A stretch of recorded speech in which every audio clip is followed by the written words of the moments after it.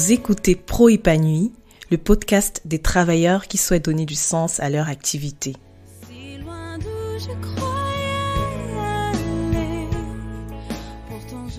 Si vous cherchez à vous épanouir professionnellement, à apprécier tous vos lundis et à jouir pleinement de chaque jour de votre semaine de travail, vous êtes au bon endroit.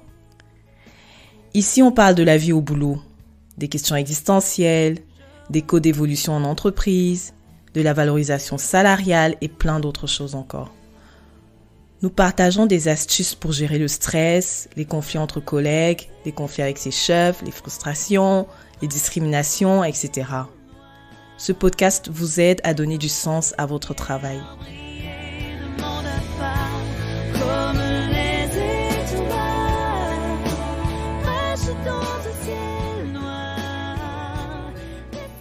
Je suis à votre service, Lolita, chrétienne, consultante et journaliste écrivain.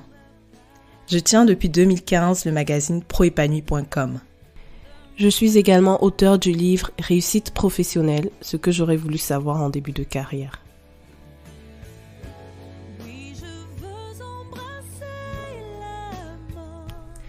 Coucou tout le monde, de nouveau bienvenue sur le podcast Pro Épanoui. Alors, avant de démarrer l'épisode d'aujourd'hui, je tiens à vous passer une annonce. L'association C'est Proactif organise une conférence en ligne qui se tiendra sur Zoom mardi prochain, mardi 22 mars à 20h15.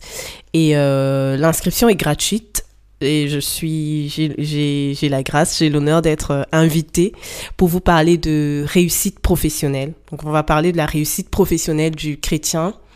C'est un sujet particulier parce que, en tant que chrétien, on peut souvent être tiraillé à l'intérieur de nous entre notre désir d'être le plus humble possible, d'être agréable au Seigneur et vraiment de lui offrir toute la gloire.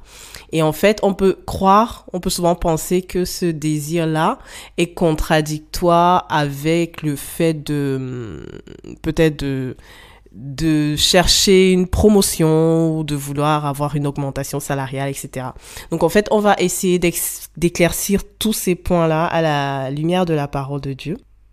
On partagera aussi des outils pratiques, efficaces, qui ont fait leurs preuves pour pouvoir décrocher une promotion, avoir une augmentation salariale.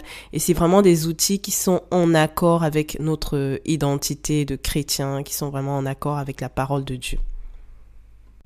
Donc voilà, inscrivez-vous, l'inscription est gratuite. Je vais mettre le lien dans la description du podcast. Donc c'est c-proactif.org. En fait, c'est une association c'est un réseau professionnel chrétien dont je fais partie. Et je serais ravie de vous rencontrer mardi prochain à 20h15 sur Zoom.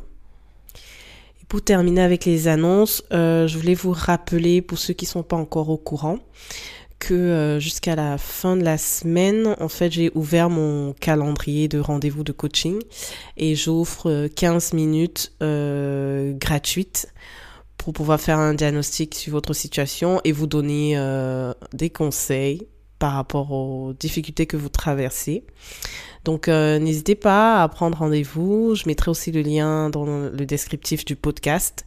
Ou alors, en fait, vous avez juste à aller sur le site proépanoui.com, en fait, et vous verrez à la fin de la page d'accueil le lien Calendly pour pouvoir prendre rendez-vous.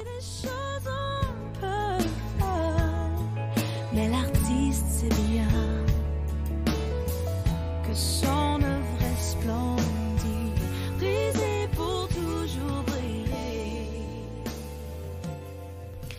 Alors, rentrons dans le vif du sujet. Aujourd'hui, on va parler de nouveau de la résolution de conflits. C'est un sujet que j'ai déjà abordé ici. Je vous invite à découvrir les précédents épisodes avec je crois qu'il y avait un coach une fois pour ce qui est de la relation spécifique manager-manager. Aujourd'hui, moi, j'aimerais juste, j'ai eu à cœur de vous parler de la résolution de conflits de manière générale au travail, mais en fait, je vais vous partager je vais pas dire une stratégie, ce serait vraiment limiter cette action. Je vais vous partager un secret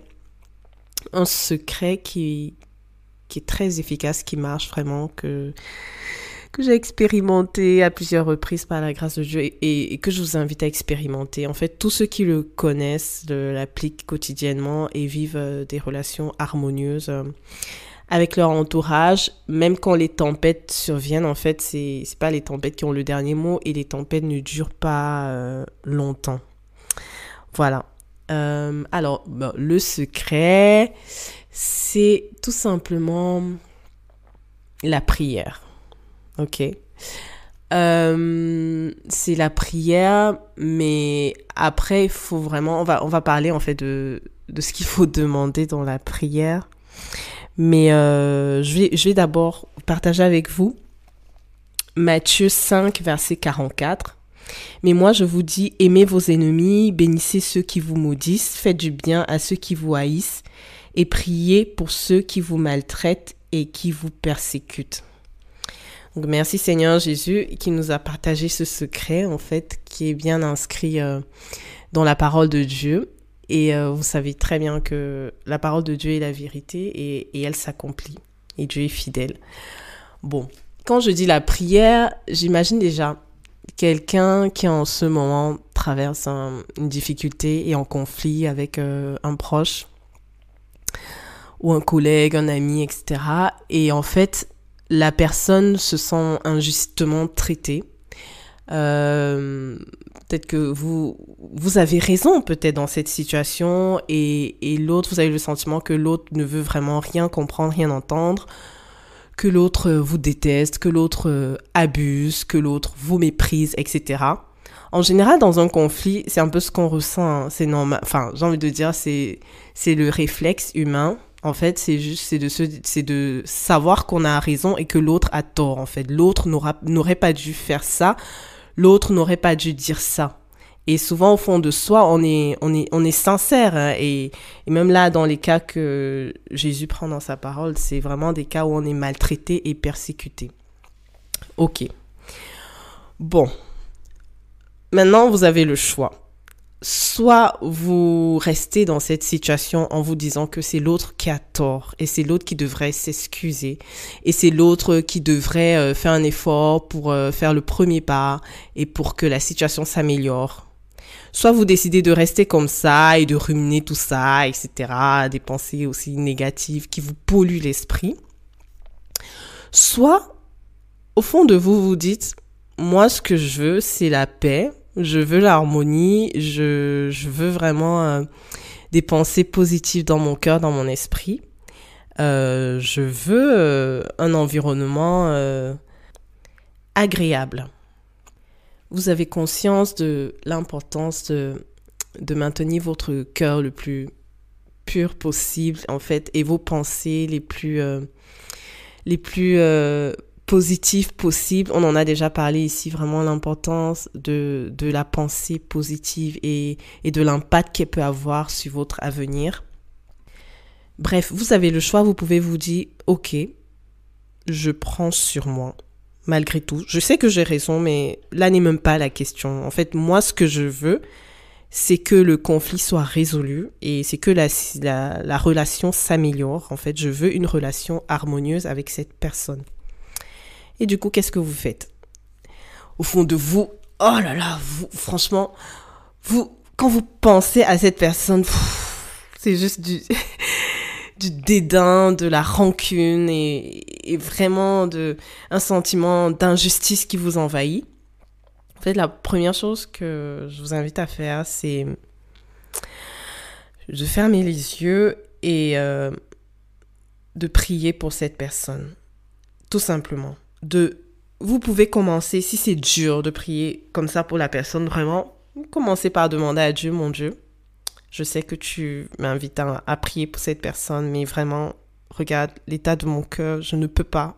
Regarde ce qu'elle a fait. Si vous voulez, une dernière fois, vous reparlez à Dieu de tout ce que cette personne vous a fait. Vous déposez vraiment à la croix toute cette injustice, ces persécutions, etc.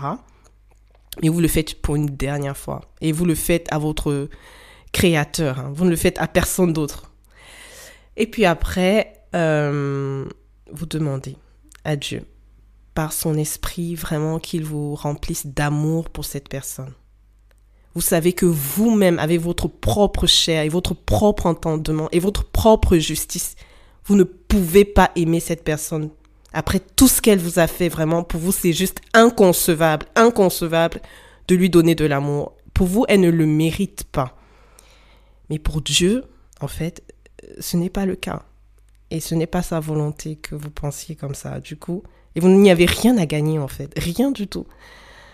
Donc, pour vous sentir mieux, tout simplement, vous demandez à votre Dieu créateur, au nom de son Fils Jésus-Christ, vraiment, comme Jésus-Christ nous l'a enseigné, Père, s'il te plaît, remplis mon cœur d'amour pour cette personne. Et vous la nommez.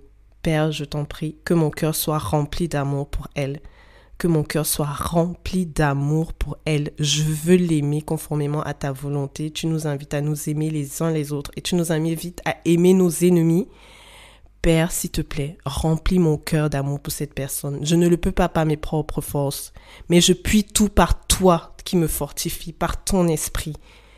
Tu me rempliras d'amour pour cette personne. Je le crois par la foi, je le crois. Et je vous assure que Dieu, il est fidèle et qu'il exauce ce type de prière. Et votre témoignage se rajoutera au témoignage de milliers d'autres chrétiens qui ont déjà vécu cette situation avant vous. Et donc, à la suite de cette prière, vous pensez à des choses positives que cette personne a fait pour vous. Vous pouvez penser, par exemple, à votre relation avant le conflit. Avant le conflit, vous aviez bien une relation avant elle. Je suis sûre que vous l'appréciez. Je suis sûre que vous appréciez passer du temps avec elle. En fait, le conflit est arrivé tout simplement parce que, justement, vous attendiez, vous espériez des choses de cette personne parce que vous aviez vu en elle des qualités, un certain comportement qui vous avait fait croire que, voilà, cette personne pourrait vous apporter ça. Et puis, finalement, vous êtes déçus. Mais souvenez-vous de ces attitudes, de ces comportements, de ces détails vraiment que vous appréciez en elle et vraiment accrochez-vous à ces pensées-là. Chaque fois où vous pensez à cette personne et chaque fois où, si vraiment par hasard une pensée négative veut remplir votre esprit et le polluer, souvenez-vous vraiment des moments agréables passés avec cette personne et vraiment arrêtez-vous là et faites votre part. Donc, faites votre part, priez pour la personne. Si vraiment elle s'est comportée d'une façon qui déshonore le Seigneur, par exemple, vous pouvez prier pour elle. Vous pouvez dire, Père, donne-lui la force de changer. Donne-lui la force vraiment de changer de comportement. Donne-lui la volonté de s'améliorer, Père. Elle est ta créature. Vous nommez la personne. Elle est ta créature, elle est une créature merveilleuse, Père éternel. Tu as mis en elle tellement de dons et de talents, Père éternel, qu'elle voudrait offrir au monde, Père éternel. Bénis-la et rends-la capable, vraiment rends-la capable, Père éternel, de te servir, de t'honorer dans son comportement, dans tout ce qu'elle est. Et puis pour terminer la prière, vous pouvez invoquer l'Esprit Saint du Dieu vivant, qu'il règne sur votre situation. Dieu nous invite à prier que son règne vienne. Alors proclamez le règne de Dieu, le règne de Jésus-Christ, le règne du Saint-Esprit dans votre relation avec cette personne. Proclamez-le, que ton règne vienne. Amen. Voilà pour aujourd'hui. J'espère vraiment que tout ce que j'ai partagé avec vous sera utile et je sais que des fois on a l'impression que c'est peut-être plus facile à dire qu'à faire, mais justement j'ai envie de vous dire que en fait le conflit en lui-même il est très facile à se résoudre, mais le problème le plus difficile c'est vraiment vous en fait, votre volonté pour le résoudre en fait. Qu'est-ce que vous êtes prêt à faire pour que ça aille mieux? Est-ce que vous êtes prêt à vouloir aimer cette personne malgré la situation? Est-ce que vous êtes prêt à le faire? Est-ce que vous êtes prêt à vouloir prier pour cette personne? Est-ce que vous êtes prêt à vouloir invoquer l'Esprit Saint du Dieu vivant dans votre relation? En fait, j'ai envie de vous dire, tout dépend de vous.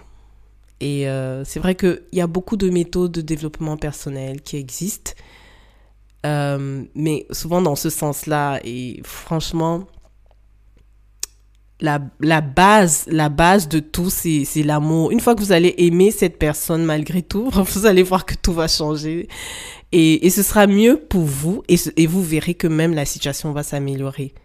Parce que en réalité, dans un conflit entre deux personnes, même quelle que soit l'injustice que vous subissez, en fait, vos réactions peuvent envenimer la situation et je pense que ce n'est pas ce que vous cherchez. En fait, ce que vous cherchez, vous, c'est une relation paisible et harmonieuse. C'est ce qu'on aime tous, en fait. Donc, du coup, vraiment, votre combat, il sera dans la war room, quoi. Tout simplement. Et le plus grand effort que vous avez à faire, et c'est le seul, c'est juste d'avoir la volonté. La volonté. Même si vous n'avez pas la capacité, la volonté suffira. C'est Dieu qui donne la capacité. Mais vous, en fait, vous avez juste à avoir la volonté. Et il vous sera fait selon votre foi. Donc, juste demandez à Dieu. Et vous pouvez tout lui demander. Vous pouvez lui demander cette volonté. Vous pouvez lui demander l'amour pour votre prochain, pour cette personne qui vous persécute. Vous pouvez lui demander tout ce que vous voulez. Vraiment. Et comme c'est conforme à sa volonté, assurément, il agira. Voilà. Voilà les amis, ce sera tout pour aujourd'hui. Merci de m'avoir écouté. Vraiment, oh là là, mon Dieu, que ça aide quelqu'un qui m'écoute aujourd'hui. Alors, on se retrouve donc mardi 22 mars 2022 à 20h15 sur le réseau cproactif.org. N'oubliez pas de vous inscrire, c'est gratuit. Et on parlera de la réussite professionnelle du chrétien. D'ici là, portez-vous bien, soyez bénis, partagez. Je suis sûre que vous connaissez dans votre entourage quelqu'un qui fait face à un conflit, vraiment, une relation pas harmonieuse du tout. Partagez. Et puis, que le Créateur de toutes choses vous bénisse abondamment.